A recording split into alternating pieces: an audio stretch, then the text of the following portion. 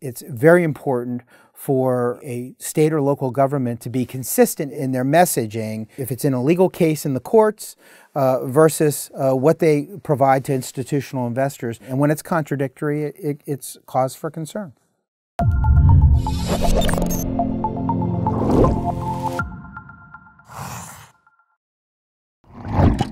Well, I have with me here Steve Winterstein from the Wilmington Trust Investment Advisors, a nationally known expert on the municipal bond market. Steve, thank you for joining us. Ben, thanks for having me. Let me just take a minute to explain the topic that we're discussing this morning on the ongoing litigation between several municipalities across the country, including New York City, several cities in California, and most recently Boulder County in Colorado.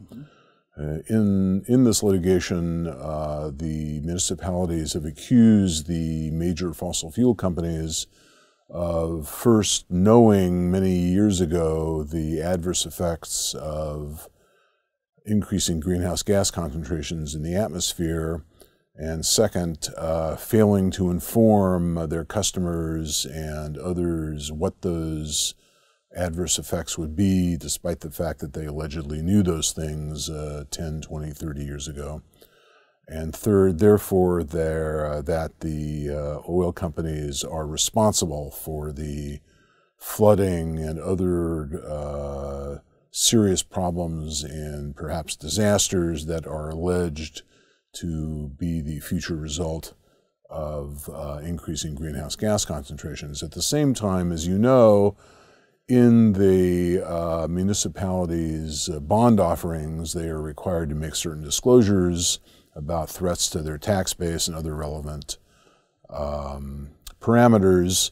And in those disclosures, they are much less specific about those future disasters waiting to happen as a result of greenhouse gas emissions. As a crude generalization, the municipalities in those bond disclosures say that they don't know whether there's going to be flooding, when it might happen, how bad it might be, et cetera, et cetera. Yeah. And so there appears to be an important disconnect between the allegations or in their litigation and the causes of actions that they filed against the oil companies and the disclosures on the one hand, and the disclosures that they have made in the bond offerings on the other. Right. So I would like to get your view Steve, on two things. First, am I correct that in fact there is a sharp difference that's discernible between the assertions made in the causes of action on the one hand, and second, in the bond disclosures that have been provided by the municipalities as part of their normal offerings as they borrow in the bond markets, and second, whether it matters. Do those Sure. disclosures matter, or is it more the case that markets are driven by smart investors on the margin, and therefore whether or not they disclose these things doesn't matter because people understand that these risks are there? So yeah, I think the differences between the allegations in their filing and the disclosures in their bond offerings are dramatically different. They appear to be, at least. The disclosures in their offering statements appear to, as you said, maybe not be dismissive of the risks, but essentially saying we don't really know what they could be, if there are any at all, and if there are any risks that are associated with natural events, including a rise in the sea level. It's very difficult to tell when they will occur, how frequently they will occur, and what the monetary damage of those events could possibly be. And I've read through the filings, and it appears as though, at least with several of those municipalities, they're explicit and specific about what damages are caused by big oil. We'll just use that phrase to generalize. And so they seem to be contradictory. Whether or not, and there may be some legal nuance to that, I would be out of my depth on commenting, but it does seem that they're at odds with each other, both those statements. I think the key thing to recognize for a municipal market professional is that we rely on disclosure, accurate, timely, and transparent disclosure to make investment decisions. Those are part of the legal documentation that we use to assess risk in the marketplace. And when we have something where we face a situation where there may be apparent discrepancies, then discrepancy creates opacity, and opacity is perhaps a prelude to higher risk. And so as we look at these issues, we think it's it's very important for a state or local government to be consistent in their messaging. If it's in a legal case in the courts versus what they provide to institutional investors, that message is consistent. And when it's contradictory, it's cause for concern. Let me ask you, the disclosures, the municipalities are not regulated, as I understand matters, by the SEC. Are the disclosures legally required? And if so, are they legally required to be accurate? Yes. The answer is yes. So the SEC... To both of those questions? Yes. The answer is yes to both of those questions. The way that it works in very, very general terms is that the SEC doesn't have direct jurisdiction over state and local governments or the issuing of their debt. However, in 1975, through the Tower Amendment, the Municipal Securities Rulemaking Board was created, and the MSRB has jurisdiction over the dealer firms. And so the MSRB is responsible for making rules for the broker-dealer community, and the SEC, of course, has oversight over that, but not directly to the issuers, with one exception, and that is if there is fraud. If there is fraud, then the SEC can step in and investigate and take legal action as they see fit. So we walk a fine line with state and local governments in the sense that that they're immune might be too strong of a word, but they're somewhat insulated from the SEC as a direct regulator. But if there is a suspicion of fraud, then that's a whole different story. Well, even in the absence of a explicit legal constraint on their activities in the form of SEC regulation, et cetera, it's nonetheless the case that an erosion in a given state or municipality's trustworthiness, you would expect, would have an effect on their borrowing costs moving forward. I think that's in right. terms of the interest rates that they have to pay on their bonds, et cetera. Do you have any estimate of the magnitude of that penalty that the market imposes, as opposed to a legal and an explicit sort of legal? I don't have a specific estimate on that, Ben. But what I can say is that there have been studies done on the subject.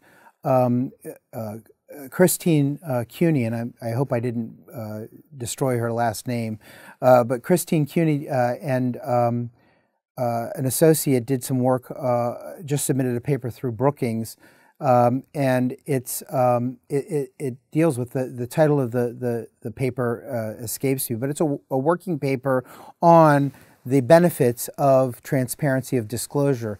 And they found evidence that suggests that there actually is a direct benefit in lower borrowing costs to the higher quality disclosures of an issuer, and to the extent that disclosure quality is lower, that is an increased cost of borrowing. I do think, however, that direct relationship is somewhat masked today. We're running about 30%, 25, 30% behind year-over-year supply. So there's no question that if you talk to market participants, we're running in an environment where we have a shortage of supply of new municipal bond issuance. We've seen with tax reform the elimination of advanced refunding bonds, which is going to take a component of additional supply out of the market on a go-forward basis. What all that means is that with interest rates lower and supply lower and demand constant or elevated, there's a voracious appetite for municipal, tax-exempt municipal debt that it's keeping yields low. And what we term spread compression. In other words, the differentiation between high-quality credit and low-quality credit has diminished in that environment. And so it's very difficult sometimes to be able to identify very specific causes of higher borrowing costs. An amateur like me would assume that the many years of extraordinarily low interest rates driven by Fed policy would have induced a number of states and municipalities to borrow while the getting was good. And so would that not explain, at least in part, the relative dearth of offerings now being seen? Well, actually, no. And it's a fair question, but the fact of the matter is that the credit crisis of 2008, 2009 really put a crimp on state and local governments' appetite to continue to increase borrowing. If we look at that problem combined with unfunded pension liabilities and the concerns about the balance sheets of state and local governments, I think that has mitigated an appetite for new projects and infrastructure and so on and so forth. But nevertheless, we've seen record levels of issuance despite those mitigating effects. Last year was a record year for new issuance in the municipal bond market. Actually, that's not true. 2 years ago, we were at about $455 billion. We just missed that $455 billion mark last year. So 2016 was a record year. 17 just knocked on that record year, missing it by a few $billion. What happened, though, to understand the dearth of supply in today's market, toward the end of 2017, we were faced, beginning in November, with tax reform. And tax reform had some potential negative impacts on the issuance of municipal supply. One of them was 501c3s, not-for-profits, and so forth, in the name or in the form of private activity bonds. There was a fear that private activity bonds would be taken away. There was also a fear that advanced refundings, the ability of a municipality to refinance a loan before the call date, that they were going to be taken away. They were taken away, by the way. With all of that concern around tax reform and how it would affect the issuance of municipal debt, many issuers came to market. In fact, December was a record month, the highest month on record historically of any month of new issuance. We had $62 billion of issuance just in the month of December. December is a typically slow month after we get through the first 2 weeks. And we saw, because of the holiday season and so forth, we saw an unbelievable deluge of supply in December. The narrative is that, of course, after that rush to market, that $62 billion, the market was fatigued in terms of new issuance. So we started off in January falling so far behind in terms of new issuance that it was just absolutely astonishing. I think right out of the gate in the first several weeks of January, we were running 75% below the prior January's issuance. We've caught up slowly. We've passed that 50% mark. We passed the 30% mark. We're right now about 27% running behind year over year on a year-to-date basis from last year. So that's the... Returning just to the earlier question, so you don't have a quantitative estimate that you have a lot of faith in anyway on the interest rate cost of poor disclosures. At a qualitative level, are we talking just a few basis points, or are we talking 70 basis points, or more than 100 basis points?